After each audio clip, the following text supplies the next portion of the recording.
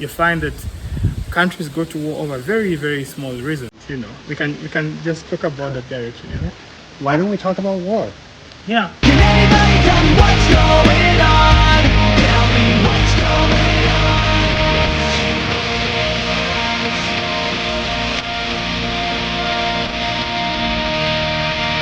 on. War.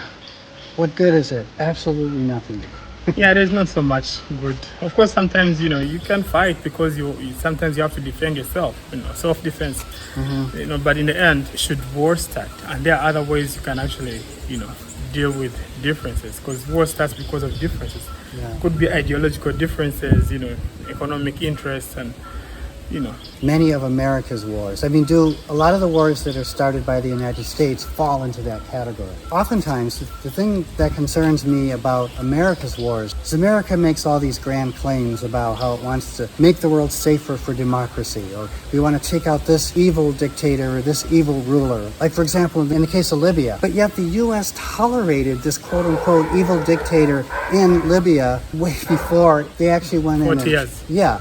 So why all of a sudden is this dictator suddenly now worthy of being taken out? It's because there's always hidden motivations for what's going on. Apparently, Gaddafi was having a plan to have a more united Africa, so a U.S. Africa, something like that. And they wanted to have an African dollar or something like that. That threatened the U.S. dollar. And they're like, okay, so if you think that you can do that, then watch out. Yeah, right. So it was more of protecting their own selfish interests. If Africa is independent of us, then maybe we are not as strong as we think. Yeah. They had to take him out. And now look at Libya, the people who are apparently looking for democracy. If you ask them, the governments that backed this so-called revolution, are they having democracy now? No. Are things any better? And they're worse, actually. They are way worse. Way worse. It's even better to live in Uganda than in Libya right now. At some point, Libya was way miles better than Uganda regarding amenities, regarding way of life. But right now, you rather stay in Uganda because we are relatively more peaceful than Libya. So sometimes it's an advantage to actually have to not be so wealthy as a developing country, because the more you get wealthy, the more you accumulate, the more you're threats to the bigger powers, and the more they will want to destroy you. Right. Because the bigger powers, like the U.S., want to protect their own interests, which is, for example, why there's so many wars in Central and South America. When the United States is constantly overthrowing governments throughout the last 100 or more years, it's because the United States has financial interests, and they want to control those interests. They want to protect the interests of Americans. We grew up as more of opposition to the current government. I was born in this regime, and we were raised in a way that we felt like the regime was oppressive for some reason. And, we were taught that, one way or the other, subliminally, directly, we were taught that. But then, our hope was, that at some point, we're going to have foreign aid coming in, and they're going to oust the government and install a new president for democracy, etc., etc. But it never happened. It's now 38 years of this apparently very bad dictatorship, or this bad dictator In Uganda. in Uganda for close to 40 years. Nothing has happened. Why? Until some guy just came up when I was young, a little younger than now, and just told me, why would they come and save Uganda from the so-called dictator? What do you have? Yeah. What are they benefiting by, saving you? You think they're just there like a superhero, like Superman? Oh, this one is suffering, let's come and save. No. They only save, quote unquote, they only save when there is interest. Yeah. And like you said, why did they wait for Libya 42 years later? Why did they come 42 years later? Because now it was ripe. The threat was very big, and there was a lot to gain from this war, and that's why they came in. Now Uganda, our president could lead us for the next 40 years and they wouldn't care. But let's have some major development. Let's say we find a big refinery and there's a lot of money coming in there. That's when they will come, let's save you from this dictatorship. Yeah. They wouldn't save a poor country. They would save one who has money. There's no benefit to the U.S. to doing that. Exactly. Yeah, and that's really the motivation behind many of these wars. And I'm not trying to say that I'm a complete and total pacifist. I understand that there are times when war is justifiable. There is a time for war. For example, which kind of war? Well, for example, if you're attacked, you can... Do you have any historical... for example, World War II. What if you have somebody like Adolf Hitler or you have the Axis powers of Italy, Japan, and Germany, and basically what they want is to control, to conquer, and to exterminate. What do? Do you stand by and just silently tolerate that? You know, so there are times when you have to defend yourself. So do we have someone playing out from the playbook of Adolf Hitler right now? Yeah, that's the thing, is how do we, and that's another problem, is where do you kind of draw the line of when this person has gone too far, when do you intervene? And one can make a moral case for war. But the reality is, most of the time when war is happening, like for example when the United States wants to declare war, it's not a moral reason for doing that. There's usually hidden agendas and motivations behind what the United States is doing. They're not just going to simply do it on moral grounds. If so, why wouldn't they intervene in every country where there's these same kind of moral problems, or where the same kind of injustices are taking place with dictators? But they only interfere in nations where there's a benefit to the U.S. if they interfere. So war is selfish. War is selfish, yeah. War, for the most part, war is selfish. Even the person who comes in with so-called donor aid, yeah, they have their own interests. They have their own interests, they have their own agendas. And sometimes I think, people get caught up in this world where people who are involved in this, not everybody who's involved in this has selfish interests. Maybe you enter into this with real intentions to want to help people, make a difference, free people, liberate people, whatever the case. But the thing is that you're being manipulated by people of power. Who know what they are doing. Who know what they are doing, who know how to manipulate your compassion and your concern. They know how to manipulate that and use it for their benefit. Earlier today I was talking to a friend. We're talking about career paths. So this guy tells me about a program that he started a few years back in schools. He started a program in schools. He went through the ministry and they approved that program. So he was doing the program to interest the younger generation to join that particular profession because it was important. And on his course, given that it was now all clear, backed by the ministry, it became lucrative. And some of the members in his team, the core members of his team, just found a way to manipulate, and get way more money out of it. So yes, for him, it was compassion. It was, I need to help other people get where I am. I need to inspire the younger generation and all that. But then someone else saw an opportunity to just extort money, from the parents of the children and get wealthy. They didn't care about passing the idea. So this good guy just drops out of the program, and 2 years later, one of these guys is arrested for fraud and etc., and then the program bye-bye. Yeah. Sometimes you can start a good cause, but then there's always someone who is having their ill intentions, totally different from your cause. They just want to take advantage of the situation. Opportunists who are just taking advantage of the situation, and they don't care how it ends with you or the people that you're trying to save. Let's say in a war situation, they just care about what they get from it. They don't care who is hurt. That's war for you. Right. It's like, for example, I think of recent wars. Last year, the whole big thing was the Ukraine-Russian war, and how the United States is funneling all this money, billions of dollars, to help Ukraine. But really what the U.S. is doing, they're fighting a proxy war against Russia. There really isn't a desire on the part of the U.S. to quote-unquote save Ukraine. What the U.S. is threatened by is Russia as a superpower, because it threatens the United States' status in the world as a superpower. The United States just can't let go of the fact that Russia is no longer this communist nation. We're not in the Cold War time. Now you can argue, making all these arguments about, Putin this, Putin that. But the real motivation is not to protect the world from, or to save Ukraine or to anything like that. The real issue is to create a proxy war with Russia so we can fight a war with Russia without sending troops in ourselves. Because the United States got burned with the Afghanistan war, they got burned with the Iraq war. Soldiers went in, soldiers died. It turned the American people off to these wars. And so the kind of the sentiment in the U.S. is let's stop these wars. And this is something that's crossing liberal and conservative lines. Some people want war. I don't know. There's some people that want war. They want blood. I don't know why. But a lot of people are just tired of all of America's wars. So what the United States is trying to do is find another way to fight these wars.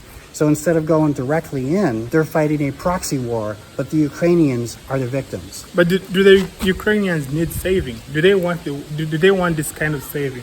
Are they looking for it? Here's where the complication comes in because, and we've talked about this in a previous video, what's really happening in Ukraine? What's really happening in Ukraine? There was a revolution that took place in 2013, somewhere in 2013, 2014, called the Maidan Revolution, in which the legitimately elected government of Ukraine was overthrown. Well, what that did is it created a separatist movement, so to speak, because the people in eastern Ukraine, who were mostly ethnically Russian, they did not accept this government. They did not accept this government. And by the way, rightly so, because this government wasn't elected. It was a government that came in through being overthrown through a coup that was supported by the United States. So the United States helped to back that revolution. So what happened was the people in the East suddenly became separatists and suddenly became the enemy of the new government. And so you had genocide against people in the East. And so many people in the East legitimately wanted to separate from that because they were being victimized by that. So, and maybe we can even compare this to what's happening with the Israeli-Palestinian conflict as well. Yeah. You know, there's more going on than what they're telling us in the news narratives or what the American narrative is. There's always things that are going on underneath the surface that doesn't fit the American narrative that they don't want you knowing about. So this Superman, Superman syndrome is not actually Superman. They're just someone fraud. Would they call them fraud or just call them like opportunists trying to take advantage of the situation? Because what could have been a civil war is now a full-blown international dilemma. Yeah, where billions of dollars, probably trillions now. I think at this point, America has spent trillions of dollars in such wars. Wars in Iraq, wars in now in Ukraine. Was all over the place. They've spent probably trillions of dollars, which money could probably have been used to do some other, better domestic work. Right. I mean, there's probably many reasons why the U.S. is threatened by Russia, but I think one of the reasons is BRICS, cooperation between China, Russia, South Africa, India. They're coming up with a common currency. And basically, they're trying to distance themselves or break away from the U.S. dollar so they're not dependent on the U.S. dollar. Russia, China, India, South Africa, so what is it? B is, Brazil. Is Brazil the other one? Brazil, Russia, India, China, and South Africa. Yeah, those are the 5 countries. And the United States is, of course, threatened by that. Yeah, but then the funny thing is, who actually dies this war? Is it president, prime minister? That's a good point, or whoever? It's Paul, the average Ukrainian. Exactly. The average Ugandan is going to be killed. The 2 big bosses who are fighting, who are basically benefiting from this war, are safe. Who are benefiting financially, and their names are become. At some point, Zelensky was voted Man of the Year at some point because of the war, where people below him are dying. Well, for him, he's enjoying a good life. There's a cliche about wars that we find 2 very rich friends have a fallout, and then in ideas, and then they want to fight. Then they use total strangers to fight their war. The total strangers die for a cause they don't know about. They don't have a say about it, but they die for the 2 people up there who are fighting, who eventually you never know could even make up. 5 years later, when you're dead, your families have no one to take care of them. You're leaving widows behind. You're leaving orphans behind, fighting wars which do not concern you directly. At least big people who are actually benefiting directly from these wars. Right. So I don't understand why we even have to go for wars, and there are better ways to deal with war. War is meant to benefit the privilege and power of the rich and of those in control. That's what war is for. At some point, I wanted to join the army, but then I'm asking myself, so when they deploy me, let's say many Ugandan soldiers have been deployed in Somalia. When they deploy me in Somalia, how is my family benefiting? If I come back as a corpse, right? How are they benefiting? Well, I think of the whole war on terror that occurred during the George W. Bush years in the United States, where we have to stop terrorism all over the world, and that was the justification for the Iraq War. That was the justification for the Afghanistan War. That was the justification for the Patriot Act. It took away our privacy, so now the U.S. government pretty much is monitoring everyone. What in the world did we let happen? You talk about Bush. In the Bush era, we had very many wars. Yeah. Interestingly, when the evil monster, very bad guy, malevolent, bad guy Donald Trump was there, There was no war. No new wars. He's There the was only international president. peace. He didn't start a new war. No, like, that's the irony, man. And then as soon as Biden comes in office, all of a sudden we get the Russian-Ukraine war, you know, So it's which is funny- what they were moving towards before Trump became president. You know, when we were, because that was the direction they were moving. Then suddenly things got better with Russia, and then Trump's out of office. Suddenly things get worse with Russia again, because Yeah. it's what they want. They want war. They want these conflicts. So just so you know, just because someone has a smile on their face doesn't make them good people. Just because someone is cute and handsome, beautiful, doesn't mean that they have a good heart. You understand? The media out there is portraying some people as the better persons, some politicians as the good people. But why? Ask yourself, what is the media benefiting from promoting one person as a good character and the other as negative? You could find that the bad guy that they're pointing out there is the person who is anti-war. Is the person who is anti all these negative things that are happening in the world. And since if they fight these negative things, the media won't benefit as much. They won't have as much to report, and there won't be as much inflow. There won't be as much corruption. There won't be as much fraud and etc. So they fight this good person and they paint him as a devil, while they paint the devil as an angel. Yes. That's more of a side note. You want to think about it. Yeah. So yeah, I suppose we could continue. I mean, there's all kinds of directions we could go. Yeah, basically this was just to introduce the war idea, Yeah. and we just randomly throwing our thoughts about wars and here and there, why they happen and who benefits from them and etc. We'll probably be more particular in our next video about which wars are affecting who and how. If we have good response to this, I think we would like to continue this discussion of war. Yeah. We've kind of maybe talked about the whole war narrative and what's the real motivations behind wars, but we could get into individual conflicts, Yeah. you know. But I mean, it just depends on the direction you'd like us to go. I would imagine we're going to get some interesting responses or comments to this. I would hope so. We'll get some interesting comments. Let's see how it goes, because I know one way or the other, the wars out there are affecting even me, the mere Ugandan here. Whatever is happening in Israel and Palestine, whatever is happening in Russia, Ukraine, one way or the other will affect me. Yeah. So let's hear what you think. Yeah, let's hear what you think. And we'll be back in another 7 days. So I'd like to thank everybody for watching us. Okay. So, See you guys. bye for now.